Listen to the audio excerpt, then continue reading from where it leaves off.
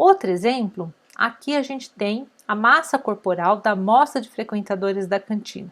Então, além do hábito alimentar, foi também perguntada a massa corporal da pessoa. Essa daqui já é uma variável quantitativa contínua, certo?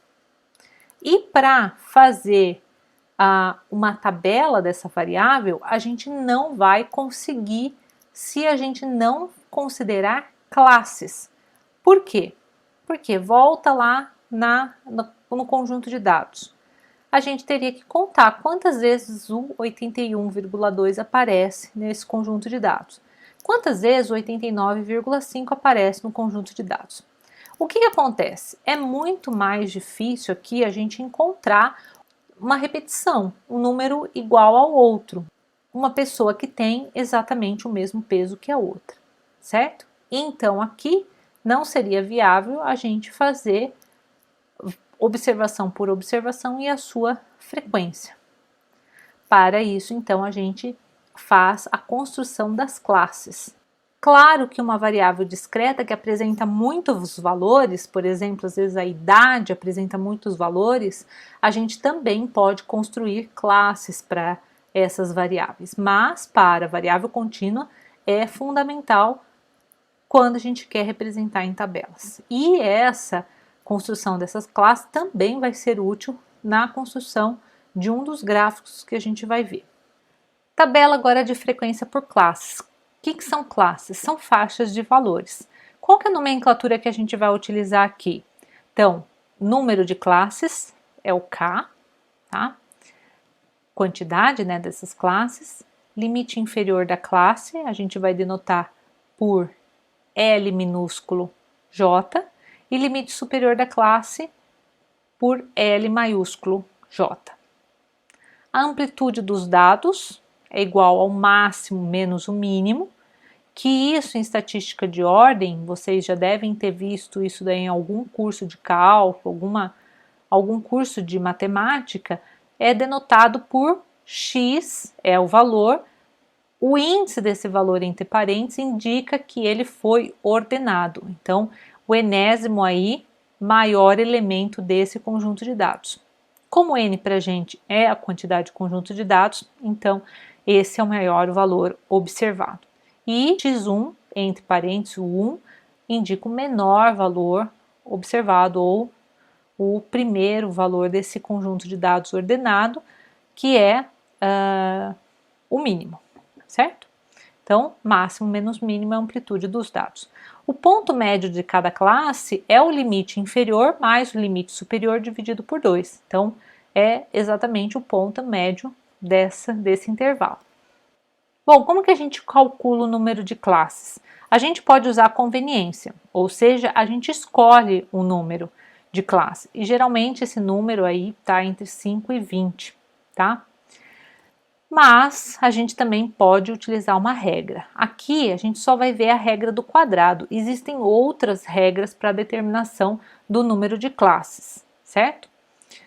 A regra do quadrado fala para a gente aproximar o número de classes pela raiz quadrada do n, tá? Então, se o seu n é 100, a gente faz k igual a 10, por exemplo. Algumas notas sobre o número de classes. Ao invés de escolher o número de classes convenientes, a gente pode escolher as classes por conveniências, tá? Então, você não necessariamente escolhe o número de classes, mas você escolhe as classes por conveniência. Isso aí acontece às vezes se as classes representam algum significado. Por exemplo, classes de idades. Então, tem porquê a gente vai considerar até os 7 anos, até os 14 anos, ou dos 14 aos 18 anos, depois você abre um pouquinho mais, dos 18 até os 40 anos, sei lá, depende aí do objetivo, tá? Então, às vezes a gente acaba escolhendo a classe. Isso aí, pessoal, depende do objetivo da análise, depende do que você quer extrair de informação desse conjunto de dados. Cada situação é uma situação. Não é porque é idade que a gente tem que fazer por conveniência, tá? Tudo depende do objetivo. Para a gente analisar a distribuição da variável, é conveniente que a gente escolha uma regra para esse número de classes e não utilize aí a conveniência. Não nem mesmo pela escolha das classes, como pelo número de classes, tá? Então, pensando aí que você quer analisar a distribuição da variável, o comportamento da variável, se você considerar número de classes por conveniências ou as classes por conveniências, pode deturpar isso, a gente pode não conseguir concluir corretamente a respeito da distribuição da variável. Então, construção da tabela de frequências por classes. A gente primeiro ordena os dados, a gente calcula a amplitude desses dados, a gente calcula o número de classes. E aí a gente arredonda conforme a conveniência, porque o número de classes, muitas vezes, né, quando a gente utiliza a regra do quadrado, não dá exato. E aí a gente tem que saber se a gente vai considerar o menor inteiro ou o maior inteiro daquele número. A gente calcula a amplitude de cada classe. E claro, a gente pode arredondar aqui conforme a conveniência. Às vezes não é interessante apresentar uma tabela com classes muito quebradas. Então aí a gente arredonda ou pelo número de classes ou pela amplitude das classes, certo? O mínimo e o máximo também podem passar por esses ajustes, certo? Então, para a gente calcular os limites inferiores e superiores das classes, a gente tem que verificar se é necessário aumentar o limite superior da última classe ou também arredondar ou modificar de alguma forma o limite inferior da primeira classe. Tudo isso feito por conveniência, ok? E por fim, a contagem das observações em cada classe, ok? Vamos a um exemplo. Então, nós temos aqui aquele conjunto de dados da massa corporal da amostra de frequentadores da cantina, organizados do menor para o maior. O tamanho da amostra, 80 entrevistados. Pela regra do quadrado, a gente tem K igual a, ou aproximadamente, 8,94. Nós escolhemos K igual a 8, tá? Mas poderíamos escolher K igual a 9, certo? Aí vai de conveniência. A amplitude é o maior valor menos o menor valor, que nesse caso dá 56,9. A amplitude de cada classe, então, é essa daí, 56,9 dividido por 8. A amplitude de cada classe dá 7,11 e adotamos aqui o 7 como amplitude de cada classe.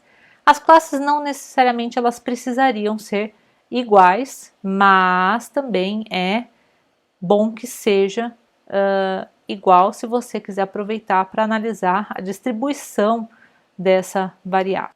E aí a gente vai começar a construir nossa tabela. Então a primeira classe, ela é o quê? É esse 49, é o menor valor, que na verdade se você olhar aqui ele foi modificado, tá? Então era 49,7, a gente preferiu colocar 49 para arredondar. Então o próximo valor, que é o limite superior dessa classe, é o 56. Então, essa classe inclui o 49 e não inclui o 56. A gente contou quantas observações estão entre 49 e 56, podendo ser 49. 2 observações. Aqui não tem com que acumular, então a gente já tem o 2 como frequência acumulada. E o ponto médio dessa classe é o 49 mais o 56 dividido por 2, ok? A gente faz isso também para a segunda classe. Ela começa no 56, mas aqui o 56 está incluso, e termina no 63, que é 56 mais 7. Nós contamos e temos 7 valores nesta faixa de massa corporal. Então aqui o acumulado é o 7 dessa faixa com o 2 da faixa anterior. E o ponto médio, 59,5. A mesma coisa para a próxima faixa, que ela começa em 63, termina em 70, que é 63 mais 7. Contamos, foram 12 observações nessa faixa, e aí então acumula 21, que é o 9 da frequência acumulada anterior com o 12 atual da 21. A gente faz isso então sucessivamente, tá? Até chegar na última classe, que ela vai começar no 98 e não deveria terminar no 107, tá? Ela terminaria aí no 105 se a gente fizesse 98 mais 7. Mas por conveniência, a gente prefere esticar um pouquinho essa classe. Como a gente arredondou na primeira, a gente arredonda aí também de forma conveniente. Essas mudanças na primeira e na última classes não atrapalham a análise da distribuição da variável, certo? E para finalizar, só um lembrete aí, né? Esse T deitado, se ele tiver aí para a esquerda, né, equivale ao intervalo AB fechado no A, se ele tiver para a direita, AB fechado no B, se ele tiver o duplo, equivale ao intervalo fechado. A gente usa bem pouco esse daí e muito mais o primeiro, tá? Fechado à esquerda. Mas, se for conveniente, a gente pode utilizar fechado à direita, tá? E o ponto médio da classe será o último para o cálculo de algumas medidas descritivas. A gente vai utilizar lá na frente. E com isso a gente encerra essa parte de tipos de variáveis e organização aí também dos dados em tabela e a construção da tabela de frequências, ok?